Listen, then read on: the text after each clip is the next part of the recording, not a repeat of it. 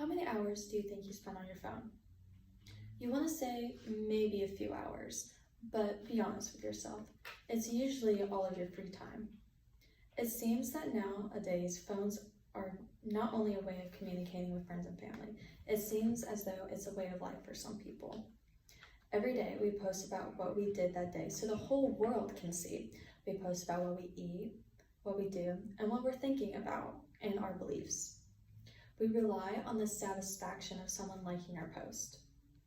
Sometimes this is our only form of communicating with people. So, are phones causing us to not be able to communicate in person anymore? Hello, my name is Abigail Shane, and I'm guilty of being on my phone all day, every day. I am constantly talking to my friends, my family. I am constantly on social media, posting what I'm doing, and reaching out to maybe old friends that I haven't talked to in a while, or talking to people from even different countries. You can do that now. I got my first phone when I was in 6th grade, and I haven't put it down since. I am now a sophomore in college. I am part of the generation that grew up with technology. It is my main source of communication, especially since COVID-19 and having to social distance. I also work from my phone and computer, so I'm literally on the internet all day, every day, not only for fun, but also to make an income for myself. In today's society, we rely on communicating through our phones and social media. In this speech, I will express how we communicate, how it affects us emotionally and mentally, and then how we communicate in person. Do you have friends or family that live in a different area than you do, and the only way to communicate with them is through your phone or social media? Last year, I moved out of my childhood home to go to college, so I am currently about 2 hours away from my entire family and all my old friends. So naturally, the only way I can talk to them is through the phone because of how fast it is. I can send a message to my mom and she can get it within seconds, whereas sending a letter would take days sometimes.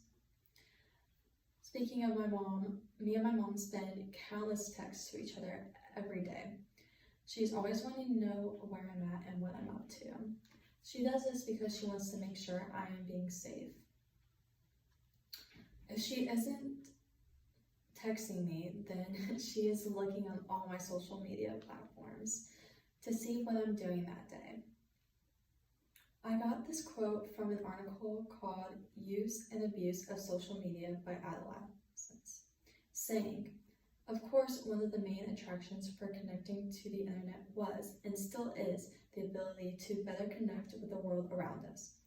For example, the internet allows us to send emails as an alternative to the timely process of sending letters through mail. Social media has built on this premise." Meaning that we communicate so much faster. So my mom can know what I'm doing in 2 seconds instead of 2 days, like her mother would know when she was in college, because they didn't have the technology we had today. I also work for a company based out of St. Pete, which is 2 hours away from Fort Myers. Through emails and video calls, I am able to keep my job even while I'm at college. This could have never been done 20 years ago, and I'm grateful to be able to keep this job and be able to work from school. Those were just some perks of social media, but how is it really affecting us? The article Effects of Social Media wrote that a more recent study led by social psychiatrist Ethan Kross of the University of Michigan found that using Facebook might even make us miserable. We need the satisfaction of someone liking or commenting on our posts. I, for one, get so much anxiety when it comes to social media.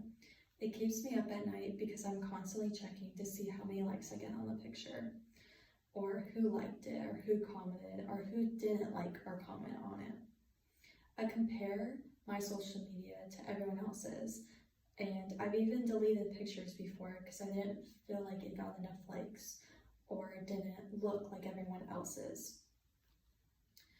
If a picture does do well on my Instagram, for example, then my serotonin levels go through the roof and I'm happy, I feel confident, it makes me feel better about myself, only for a short amount of time though, because then we need the reassurance again. And it's crazy how much satisfaction and harm it can cause. The article also stated that a survey found that 53% of participants said social media sites had changed their behavior, while 51 of these said that it changed them in a negative way.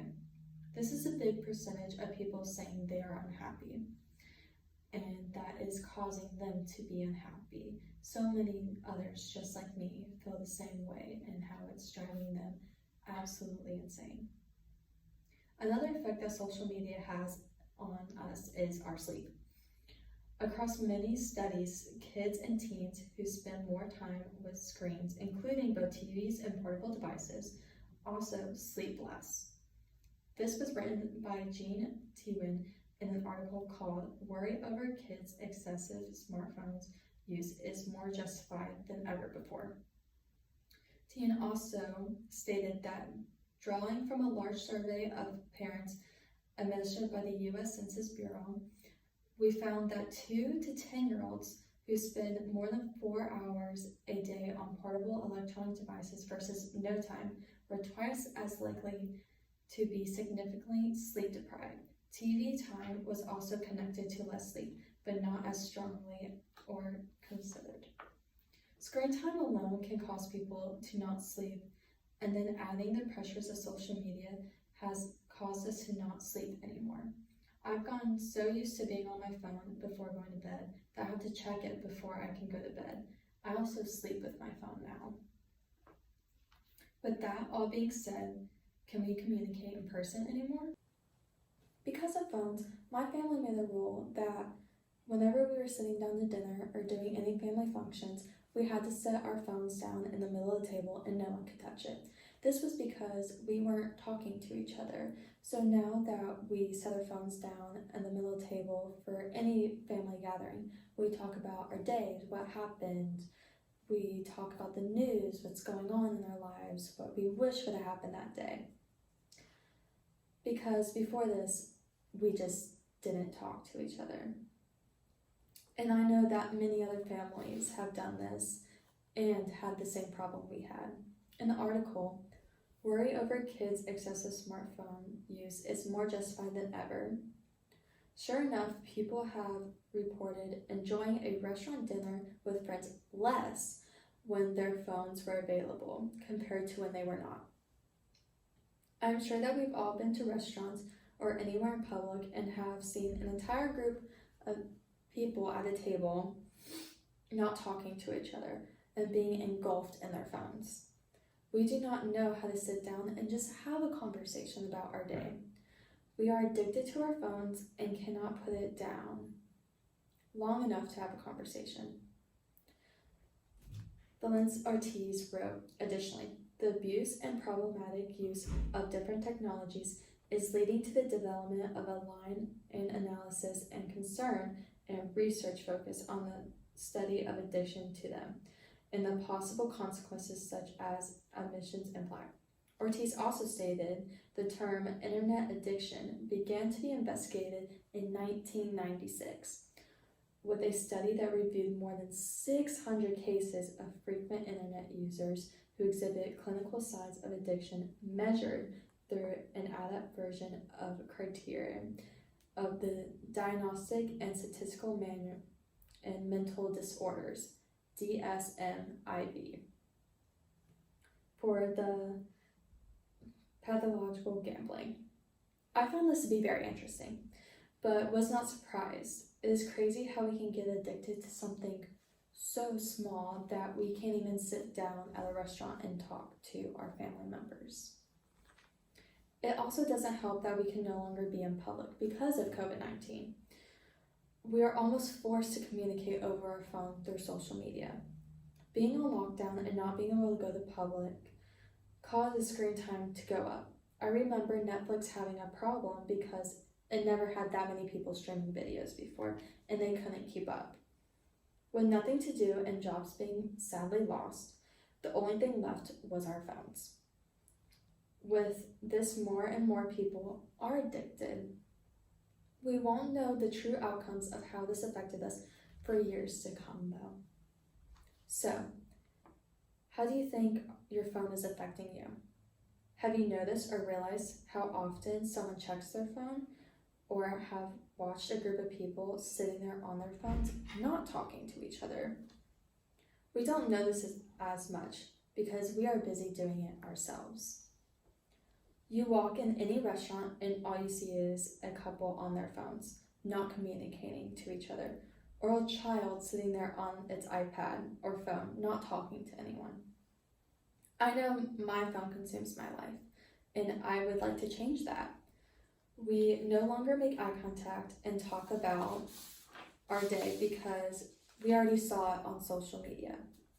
With all these downfalls, there are advantages though.